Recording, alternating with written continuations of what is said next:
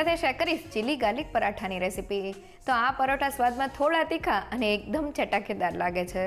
સાથે પરાઠા બનાવવામાં બહુ જ સહેલા છે, જેમાં આપણે પરાઠામાં નવી ટ્રીક સાથે અંદરથી ઘણા બધા લેયર સાથે તૈયાર કરશું, જેનાથી પરાઠા ખાવામાં એકદમ ખસ્તા અને સ્વાદમાં જબરજસ્ત બને છે।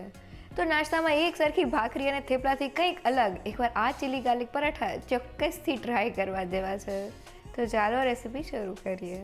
ટેસ્ટી અને એકદમ ચટાકેદાર પરોઠા બનાવવા માટે મેં ઘઉંનો લોટ લીધેલો છે। વાટકીના માપથી 2 વાટકી જેટલો ઘઉંનો લોટ મિક્સિંગ બાઉલમાં એડ કરી દઈએ, સાથે સ્વાદ પ્રમાણે મીઠું એડ કરી દઈએ। અત્યારે આપણે લોટમાં કોઈ પણ જાતના તેલ કે ઘીનું મોણ એડ નથી કરવાનું, પાણી એડ કરતા જઈને લોટને બાંધી લઈએ। તો મેં પરાઠા માટેનો આ રીતનો મીડિયમ સોફ્ટ લોટ બાંધી લીધેલો છે। આ રીતનો લોટ તૈયાર કરવામાં મારે 1 કપ જેટલા પાણીની જરૂર પડેલી છે।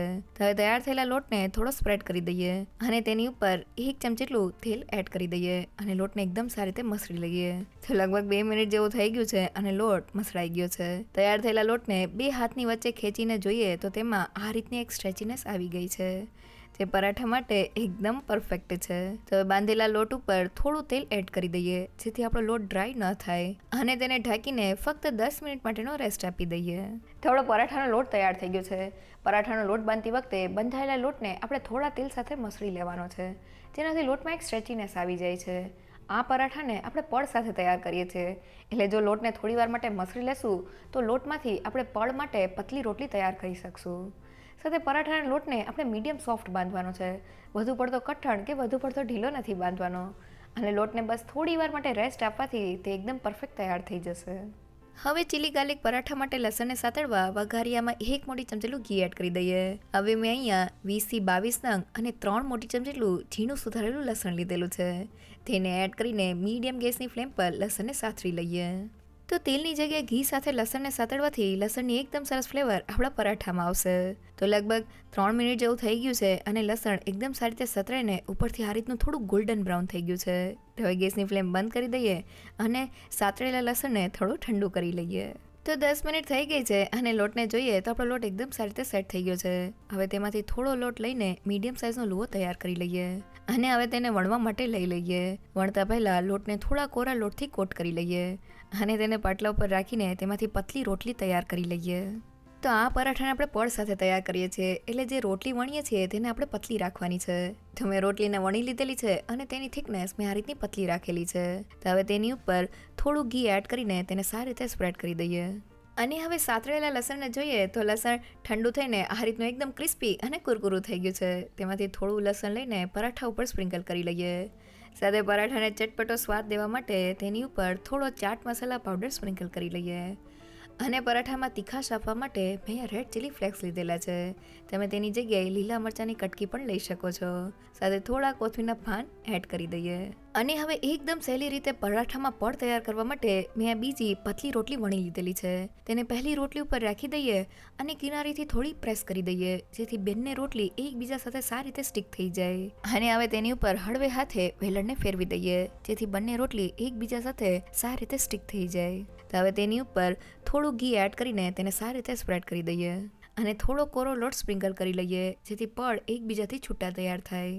અને હવે રોટલીની નીચેની બાજુને છરીની મદદથી 2 કટ લગાવી દઈએ અને તેની સામેના ઉપરના ભાગ ઉપર પણ આ રીતના 2 કટ લગાવી દઈએ। તો મેં રોટલીની સામે 2 કટ લગાવી દીધેલા છે। હવે રોટલીમાં ફોલ્ડ તૈયાર કરવા માટે એક ભાગને લઈને અંદરની બાજુએ ફોલ્ડ કરી લઈએ અને તેની સામેના ભાગને પણ અંદરની બાજુએ ફોલ્ડ કરી લઈએ। તો આ રીતની ડિઝાઇન તૈયાર થઈ છે। હવે રોટલીના છેડાના ભાગ ઉપર પણ આ રીતના જ છેડાને ઉપાડીને અંદરની બાજુએ ફોલ્ડ કરી લઈએ અને હવે જે રોટલીના 2 ખુલ્લા ભાગ છે તેને પણ અંદરની બાજુએ ફોલ્ડ કરી લઈએ। તો રોટલીની બંને બાજુએ લેયર્સ તૈયાર થયા છે।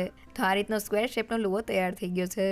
હવે વેલણની મદદથી તેને થોડું વણી લઈએ અને હવે પરાઠાની ઉપર લગાવવા માટે મેં મરચાંની થોડી સ્લાઇસ લીધેલી છે, તેને પરાઠા ઉપર રાખી દઈએ અને વેલણની મદદથી તેને વણીને પરાઠા સાથે સ્ટીક કરી દઈએ। તો મેં પરાઠાને વણી લીધેલું છે અને તેનો શેપ મેં આ રીતનો રેક્ટેંગલ રાખેલો છે। તમે તેને સ્ક્વેર શેપમાં પણ બનાવી શકો છો અને પરાઠાના પાછળના ભાગ ઉપર જોઈએ તો તેમાં એકદમ સરસ લેયર્સ તૈયાર થયા છે। અને હવે પરાઠાને શેકવા માટે મેં તવાને ગરમ કરી લીધેલો છે। ગરમ તવા ઉપર પરાઠાને રાખી દઈએ। તો પરોઠું એક બાજુથી થોડું કૂક થાય એટલે તેને બીજી બાજુએ પલટાવી દઈએ અને હવે પરાઠા ઉપર થોડું તેલ કે ઘી લગાવીને તેને શેકી લઈએ। તો પરાઠાને શેકતી વખતે આપણે ગેસની ફ્લેમ મીડિયમ રાખવાની છે। તો તમે જોઈ શકો છો કે જેમ જેમ હું પરાઠાને શેકતી જાઉં છું તેમ તેમાંથી આ રીતના લેયર્સ છૂટા પડતા જાય છે. તો મીડિયમ ગેસની ફ્લેમ પર પરાઠાને શેકાતા લગભગ 2 થી 3 મિનિટ જેવું થઈ ગયું છે અને તે બંને બાજુથી શેકાઈને ઉપરથી થોડું ગોલ્ડન બ્રાઉન થઈ ગયું છે. ગરમા ગરમ પરોઠાને પ્લેટમાં લઈ લઈએ અને હવે તૈયાર થયેલા પરોઠાને હાથમાં લઈને જોઈએ તો પરોઠા એકદમ ખસ્સા તૈયાર થયા છે. પરોઠાને તોડીને જોઈએ તો અંદરથી એકદમ સરસ લેયર સાથે આપણા પરોઠા તૈયાર થયા છે, જેને બનાવવા એકદમ સહેલા. તો ચીલી ગાર્લિક પરાઠામાં જે આપણે લસણને એડ કરીએ છીએ તેને આપણે થોડા ઘી સાથે સાતળી લેવાનું છે. લસણને ઘી સાથે સાતળવાથી તેનો કાચો સ્વાદ વયો જાય છે. સાથે ઘી સાથે સાતળાયેલું લસણ જ્યારે ઠંડુ થાય છે ત્યારે તે એકદમ ક્રિસ્પી અને કુરકુરું થઈ જાય છે. અહીંયા ચીલી ગાર્લિક પરાઠામાં મેં પરાઠાની અંદર થોડા રેડ ચીલી ફ્લેક્સ સ્ટફ કરેલા છે. તમે તેની જગ્યાએ મરચાંની કટકી પણ લઈ શકો છો. સાથે પરોઠાને આપણે પડ સાથે તૈયાર કરવાના છે, એટલે આપણે પરોઠા માટેની રોટલીને પતલી વણી લેવાની છે. અને જ્યારે 2 રોટલીને ભેગી કરીને પરાઠામાં આપણે જ્યારે પડ તૈયાર કરીએ ત્યારે અંદરની બાજુએ થોડું ઘી અને લોટ એડ કરવાથી પરાઠાના દરેક લેયર એકદમ છૂટા તૈયાર થાય છે. સાથે પરાઠાને શેકતી વખતે આપણે ગેસની ફ્લેમ મીડિયમ રાખવાની છે, કારણ કે આ પરાઠા પડ સાથે તૈયાર થયા છે, એટલે જો આપણે તેને મીડિયમ ગેસની ફ્લેમ પર શેકશું તો તે અંદર સુધી એકદમ સારી રીતે શેકાઈ જશે. હવે તૈયાર થયેલા પરાઠાને સર્વ કરી લઈએ.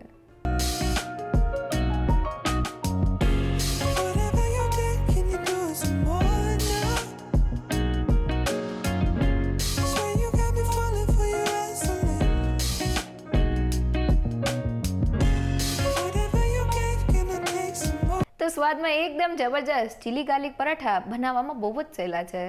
પરાઠા બનાવતી વખતે બસ તમારે અમુક વાતનું ધ્યાન રાખવાનું છે. પહેલી એ કે બંધાયેલા લોટને થોડા તેલ સાથે મસળી લેશો તો લોટમાં એક સ્ટ્રેચીનેસ આવી જશે અને જ્યારે આપણે પડ સાથે પરોઠાને તૈયાર કરશું ત્યારે તેના માટે આપણે પતલી રોટલી વણી શકશું. સાથે પરાઠામાં આપણે લસણને જે સ્ટફ કરીએ છીએ તેને આપણે થોડા ઘી સાથે સાતળી લેવાનું છે, જેનાથી લસણનો કાચો સ્વાદ વયો જાય છે અને તે એકદમ ક્રિસ્પી અને કુરકુરું તૈયાર થઈ જાય છે.